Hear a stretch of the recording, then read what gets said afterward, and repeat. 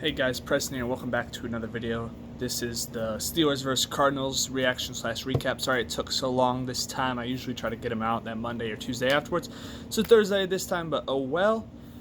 Yeah, let's just get into it. So Steelers defeat the Cardinals 23-17 in a very fun yet always stressful game. You know, typical Steelers, can't make it easy for you, right?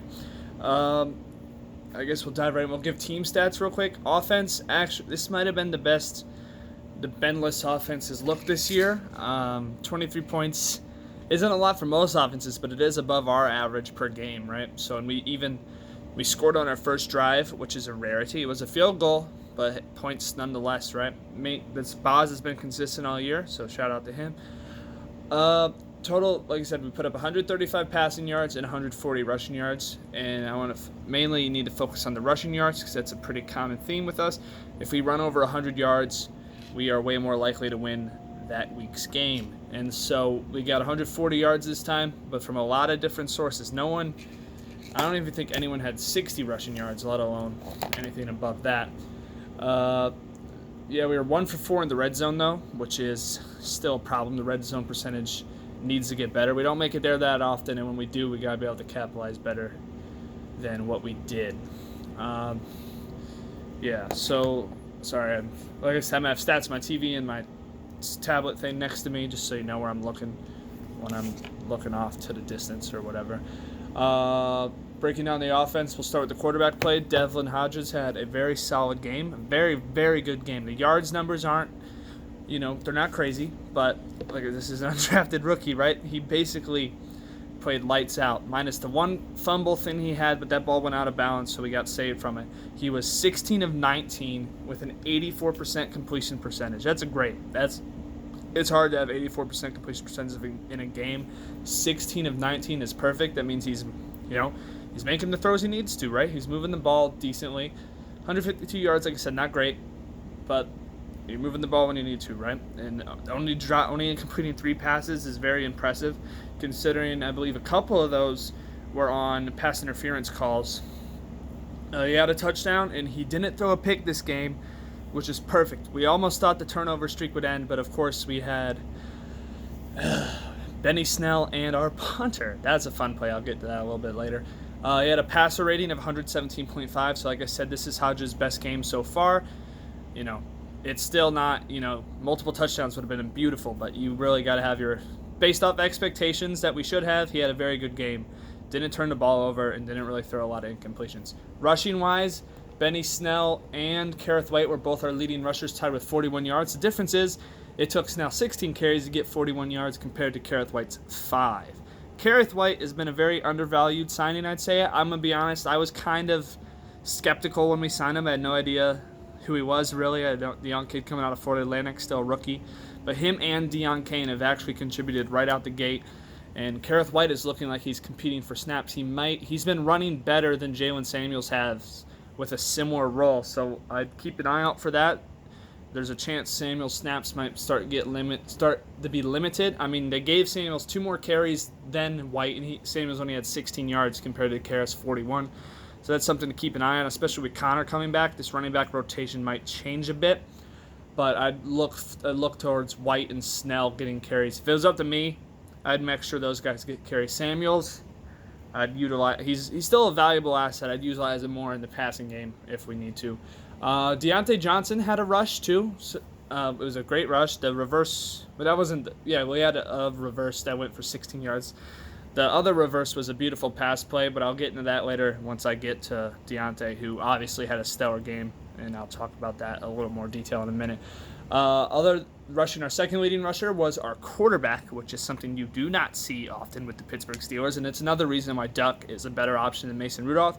He can escape the pocket when he needs to. He had 34 yards on 5 carries, averaging 6.8 per carry. He had the one fumble, like I said, but that went out of bounds, and one of the rushes was for 22 yards. So he made plays on his feet when he needed to, and that's something we haven't seen in a while, and it was nice to see. It was appreciated. Now, the only worry is that we got to hope he doesn't do it too often. Sometimes quarterbacks kind of fall into the habit of they freak out and run right away, even though there's someone open downfield, but I generally say he ran pretty smartly, minus the fumble. I'm pretty sure was on actually they called a QB run, and I wasn't Fickner's best play call. But let's be honest, he doesn't make a lot of good play calls, does he?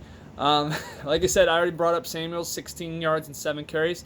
2.3 is not, Snell, oh, by the way, yeah, Snell averaged 2.6 and White averaged 8.2. So Snell didn't average the best either, but, he cloud of smoke, I guess. This is probably Snell's worst game as a starter. Like I said, he got 16 carries, which is a decent amount, but only for 41 yards, and he fumbled, which definitely hurt the team, put the Cardinals in scoring position. So it'll be interesting to look at. Having Connor back should be huge for us, especially against the stout Buffalo defense. Samuels did okay. Deontay had the reverse, and Jordan Berry, they got him a rush stat, 1 carry for -8 yards. That was a horrible play that was. And before anyone freaking out about it, yes, I wouldn't have called a fake punt, but the reason it went that bad is because it wasn't executed the way it was supposed to be either. There's a chance, technically it could have worked if it was properly executed, but apparently, according to the punter himself, Jordan Berry, everyone else called off the fake punt and was going for a regular punt, and somehow it never got to the punter, the guy who had to run the ball or punt it. And so instead of punting it away like everyone else decided they were going to do without letting him know, he ran straight into 2 Arizona Cardinals players and got smacked. So that's a very bad communication error there. There's always something going on with the special teams. Of course, the one day we have a beautiful special teams play, we also have the worst special teams play I've ever seen us accomplish.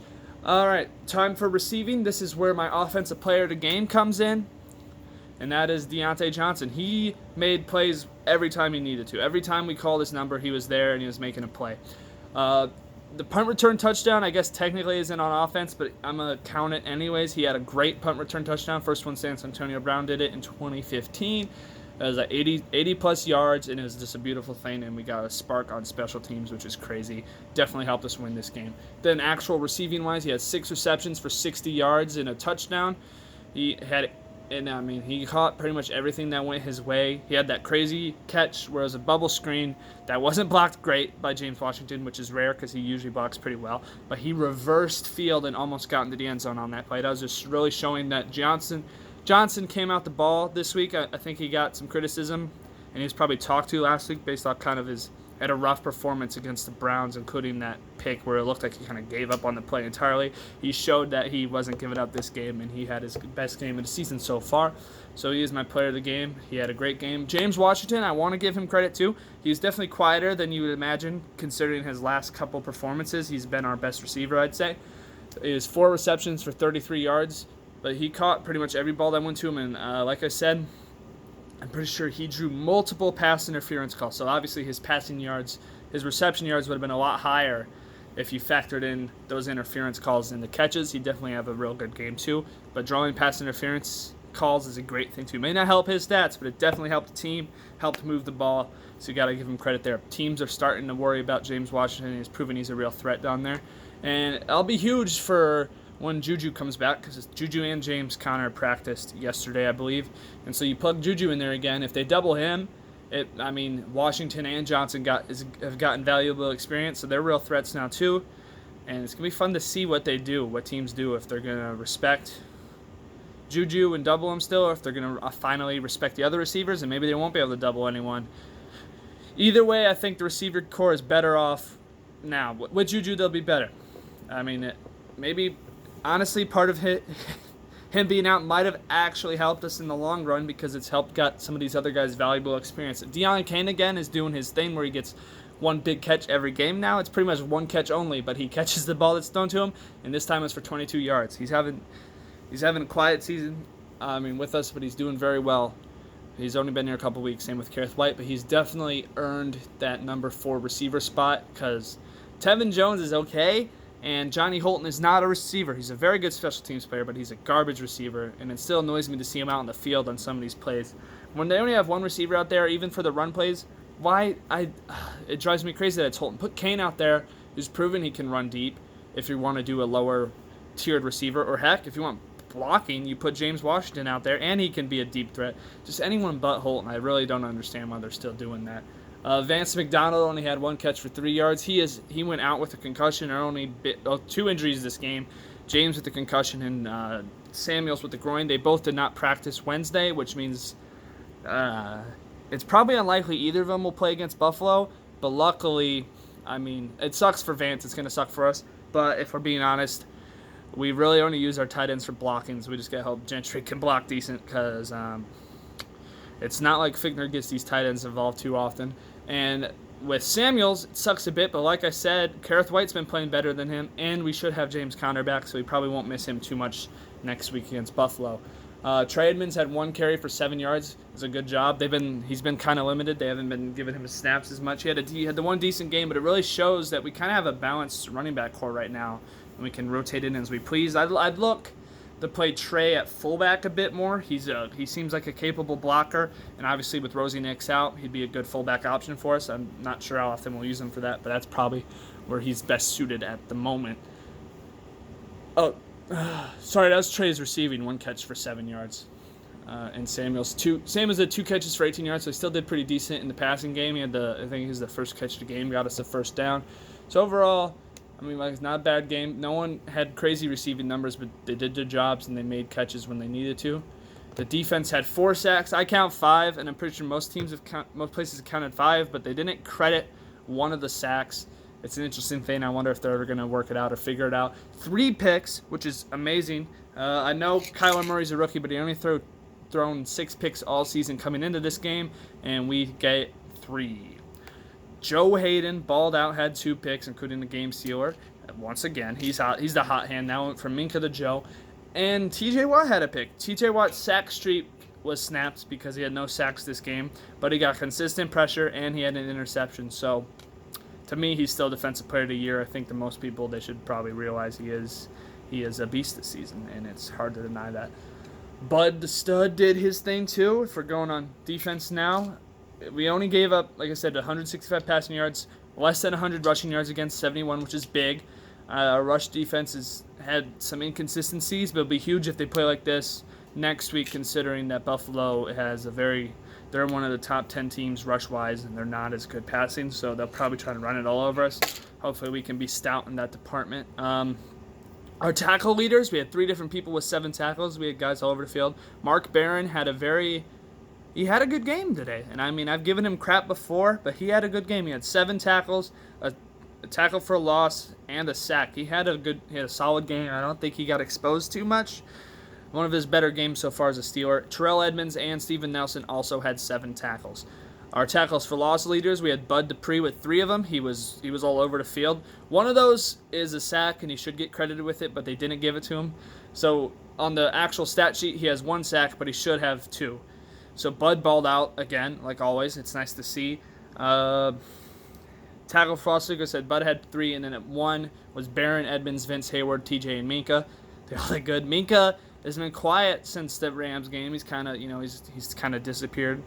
But that's not a bad thing in the secondary. It means he's doing his job, and we're not talking about him getting burnt. But we're also not talking about him getting the picks anymore, which is kind of sad. But other guys have stepped up and picked department, mainly Joe Hayden, as I said. He did have the huge play, stopping Kyler Murray short of the end zone on that 3rd and goal play. That was a huge play. And luckily he knew what they were trying to pull, and he didn't know what had happened. Interceptions-wise, Joe Hayden had 2, T.J. Watt had 1, and like I said, based off the 2 picks, it's kind of hard not to give Joe Hayden our defensive player of the game, as he was. 2 picks, 2 huge picks. The first one was he jumped the route, and he got that perfectly midair. That's a pick that some of these guys, Edmonds, could not make if they even tried. And obviously another game-sealing pick. Barron did well, like I said. Shout out to Mark Barron. Bud Dupree did most of it. I didn't see any real bad plays by this defense again. I mean, the touchdown pass on Edmonds was covered fairly well, but yet again, Terrell failed to make a play where he could have. That was the pick, and he did not jump high enough, and it went to David Johnson in the end zone. So I guess I'm still waiting on Edmonds to break out a little bit, man. Everyone's getting picks around you. You got to catch one. Same with Nelson, except Nelson's still been pretty locked down, but I'm waiting for him to catch one too, man. He had 4 picks last year, and now I think it's literally just him and Nelson. Edmonds and Nelson are like the only guys in that secondary without a pick. Even Sutton and Hilton have at least one, so hopefully they get there soon. No better game than next week for Edmonds to get his first one. He's got all 3 brothers in the game. Might as well ball out. Yeah, guys, overall it's a pretty good performance. There's multiple mistakes. The 2 fumbles killed us and kept the Cardinals in this game. This is probably a game we could have ran away with, but we had momentum suckers that put the Cardinals in position to put points on the board, and they did. So The punt was a mistake, obviously. Not the best play call, but I don't think it hurts Tomlin's coach to your chances. And a very bad miscommunication led to that. In the Snell fumble, I think he was holding it pretty well. Is this a good play? The Cardinals defender got his helmet right on the hands. The ball popped up, and it didn't land in our favor. But that happens. If we can clean up some of these things, man, we really have the chance. We're going to have to play tough against Buffalo. We're going to play almost lights out. It'd be really helpful if we snapped our consistent turnover streak with the offense turning the ball over at least once for like 20 games in a row now, which is a horrible record to have. We don't want that stat. But luckily, the defense has been getting more turnovers, right? So as long as we keep that plus-minus ratio good, but it'd be even better if we can not give our defense short fields to work with. They are a good defense, but I'm sure they don't want to have to deal with short fields all the time, and we really can't afford to have that.